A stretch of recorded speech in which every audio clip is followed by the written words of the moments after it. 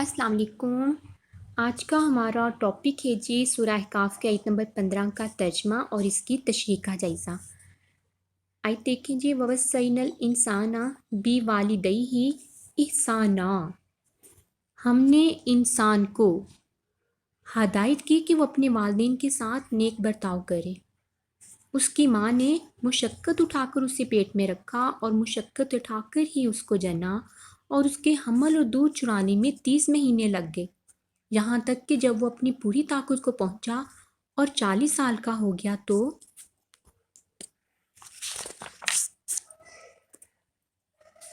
اس نے کہا، اے میرے رب، مجھے توفیق دے کہ میں تیری نعمتوں کا شکر ادا کروں جو تو نے مجھے اور میرے والدین کو عطا فرمائی، اور ایسا نیک عمل کروں جس سے تو راضی ہو، اور میری اولاد کو بھی نیک بنا کر مجھے سکھ دے۔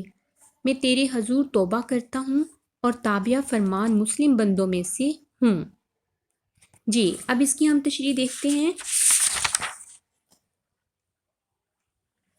یہ دیکھیں جی، 19 پوائنٹ پر دیا گیا، 19 نمبر پر دیا گیا ہے، اس کی ماں نے مشقت اٹھا کر اسے پیٹ میں رکھا اور مشقت اٹھا کر ہی اس کو جنا، اور اس کے حمل اور دودھ چرانے میں 30 مہینے لگ گئے۔ یہ آیت اس امر کی طرف اشارہ کرتی ہے کہ گرچہ اولاد کو ماں اور باپ دونوں کی خدمت کرنی چاہیے، لیکن ماں کا حق اپنی اہمیت میں اس بنا پر زیادہ ہے کہ وہ اولاد کے لیے زیادہ تکلیفیں اٹھاتی ہے۔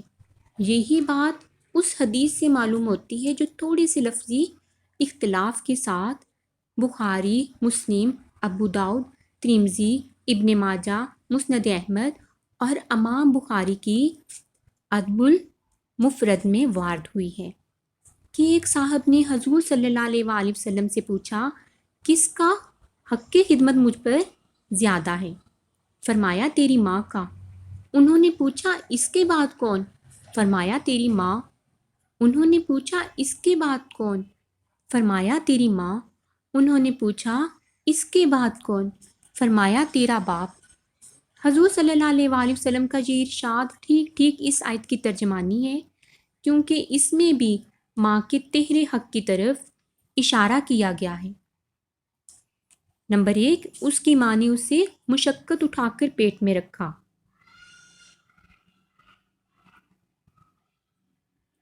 نمبر 2، مشقت اٹھا کر ہی اس کو جنا۔ نمبر 3، اور اس کے حمل اور دودھ چرانے میں 30 مہینے لگ گئے۔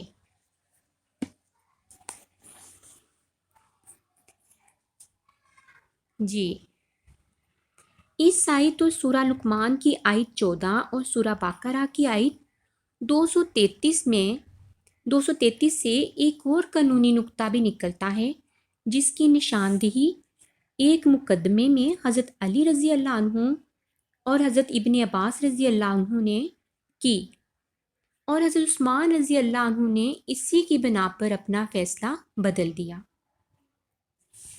قصہ یہ ہے کہ حضرت عثمان رضی اللہ عنہ کے عہد خلافت میں ایک شخص نے قبیلہ جوہینہ کی ایک عورت سے نکاح کیا، اور شادی کے 6 ہی مہینے بعد اس کے ہاں صحیح و سالم بچہ پیدا ہو گیا۔ اس شخص نے حضرت عثمان کے سامنے لا کر یہ معاملہ پیش کر دیا۔ آپ نے اس عورت کو زانیہ قرار دے کر حکم دیا کہ اسے رجم کر دیا جائے۔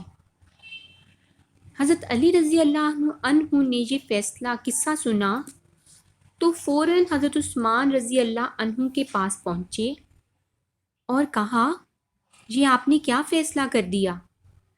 انہوں نے جواب دیا کہ نکاح کے 6 مہینے بعد اس نے زندہ سلامت بچہ جن دیا، کیا یہ اس کے زانیہ ہونے کا کھلا ثبوت نہیں ہے؟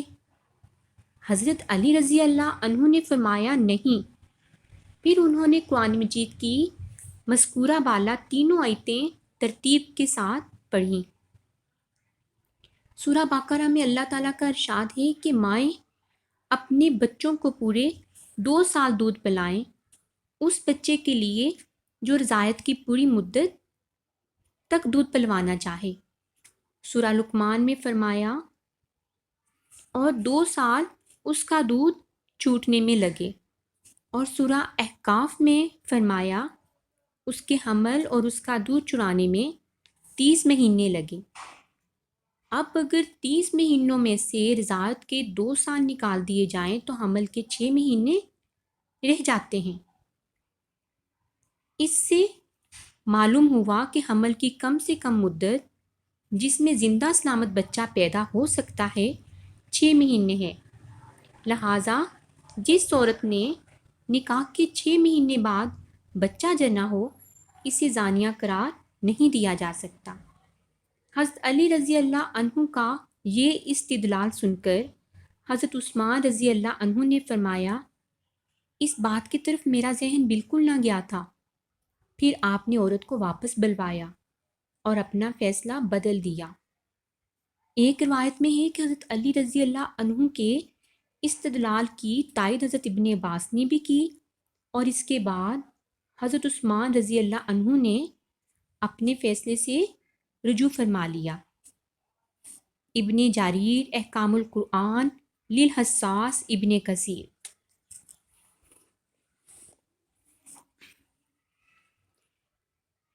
ان تینوں آیات کو ملا کر پڑھنے سے جو قانونی احکام نکلتے ہیں وہ یہ ہیں۔ نمبر 1 تو جو عورت نکاح کے بعد 6 مہینے سے کم مدت میں صحیح و سالم بچہ جنے، یعنی وہ اسقاط نہ ہو بلکہ وضع حمل ہو، وہ زانیہ قرار پائے گی اور اس کے بچے کا نسب اس کے شوہر سے ثابت نہ ہوگا۔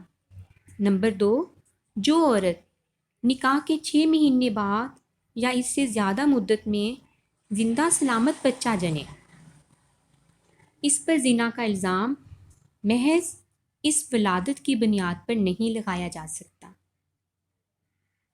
نہ اس کے شوہر کو اس پر تہمت لگانے کا حق دیا جا سکتا ہے، اور نہ اس کا شوہر بچے کے نسب سے انکار کر سکتا ہے۔ بچہ لازماً اسی کا مانا جائے گا اور عورت کو سزا نہ دی جائے گی۔ رضاعت کی زیادہ سے زیادہ، نمبر 3 پر رضاعت کی زیادہ سے زیادہ مدت 2 سال ہے۔ ادھر تینوں چیزوں کو سمجھا دیا گیا ہے کہ اگر نکاح کے بعد 6 مہینے سے کم مدت میں صحیح و سالم بچہ جنے گی تو وہ زانیہ قرار پائے گی، اور اگر عورت 6 مہینے کے بعد یا اس سے زیادہ مدت میں زندہ سلامت بچہ جنے، اس پر زنا کا الزام محض اس ولادت کی بنیاد پر نہیں لگایا جا سکتا۔ نمبر 3 پر رضاعت کی مدت کا بھی، رضاعت کی زیادہ سے زیادہ مدت 2 سال ہے۔ اس عمر کے بعد اگر کسی بچے نے کسی عورت کا دودھ پیا ہو تو وہ اس کی رضاعی ماں قرار نہیں پائے گی، اور نہ وہ احکام رضاعت اس پر مترتب ہوں گے جو سورہ نساء آیت 23 میں بیان ہوئے ہیں۔ اس معاملے میں امام ابو حنیفہ رحمۃ اللہ علیہ نے برسبیل احتیاط 2 سال کی بجائے 2.5 سال کی مدت تجویز کی ہے، تاکہ حرمت رضاعت جیسے نازک مسئلے میں خطا کر جانے کا احتمال باقی نہ رہے۔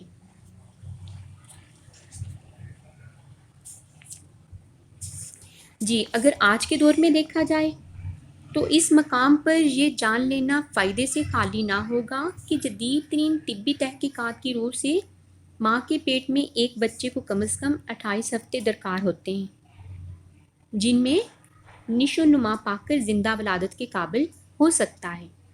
یہ مدت سارے 6 مہینے سے کچھ زیادہ بنتی ہے۔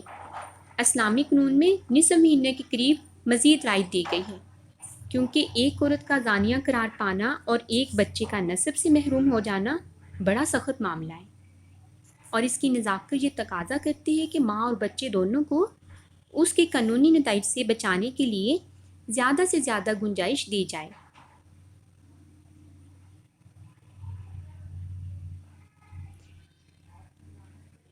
آگے ہے جی 20 پوائنٹ، دیکھیں جی، اور ایسا نیک عمل کروں جس سے تو راضی ہو۔ یعنی مجھے 20 نمبر پہ دیا گیا ہے جی، اس کی اب ہم تشریح دیکھتے ہیں۔ اس نے کہا اے میرے رب مجھے توفیق دے کہ میں تیری ان نعمتوں کا شکر ادا کروں جو تو نے مجھے اور میرے والدین کو عطا فرمائی، اور ایسا نیک عمل کروں جس سے تو راضی ہو۔ یعنی مجھے ایسے نیک عمل کی توفیق دے جو اپنی ظاہری صورت میں بھی ٹھیک ٹھیک تیرے قانون کے مطابق ہو، حقیقت میں بھی تیرے ہاں مقبول ہونے کے لائق ہو۔ ایک عمل اگر دنیا والوں کے نزدیک بڑا اچھا ہو مگر خدا کے قانون کی پیروی اس میں نہ کی گئی ہو تو دنیا کے لوگ چاہے اس پر کتنی ہی داد دیں، خدا کے ہاں وہ کسی داد کا مستحق نہیں ہو سکتا۔ دوسری طرف ایک عمل ٹھیک ٹھیک شریعت کے مطابق ہوتا ہے اور بظاہر اس کی شکل میں کوئی کسر نہیں ہوتی، مگر نیت کی خرابی، ریا، خود پسندی، فخر و غرور اور دنیا طلبی اس کو اندر سے کھوکھلا کر دیتی ہے، اور وہ بھی اس قابل نہیں رہتا کہ اللہ کے ہاں مقبول ہو۔ اس چینل کا مقصد ایسی بکس کا مطالعہ ہے جو ہم اکثر جو ہمارے معاشرے میں اکثر ایسے لوگ ہیں جنہیں بہت زیادہ مطالعے کا شوق ہوتا ہے مگر ان کے پاس اتنی استطاعت نہیں ہوتی کہ وہ ان چیزوں کو خرید سکیں یا انہیں پڑھ سکیں۔ اس چینل کا مقصد اچھی سے اچھی کتابوں کا مطالعہ ہے، دین سے آگاہی ہے اور نالج دینا ہے۔ امید ہے آپ کو میری یہ ویڈیو پسند آئی ہوگی۔ ویڈیو کو مکمل سنیں تاکہ اچھی طرح آپ سمجھ سکیں۔ دین کو پھیلانا بھی ایک نیکی ہے، صدقہ جاریہ ہے۔ دعاؤں میں یاد رکھیے گا۔ پھر ملوں گی ایک اچھی ویڈیو کے ساتھ، تب تک کے لیے اللہ حافظ۔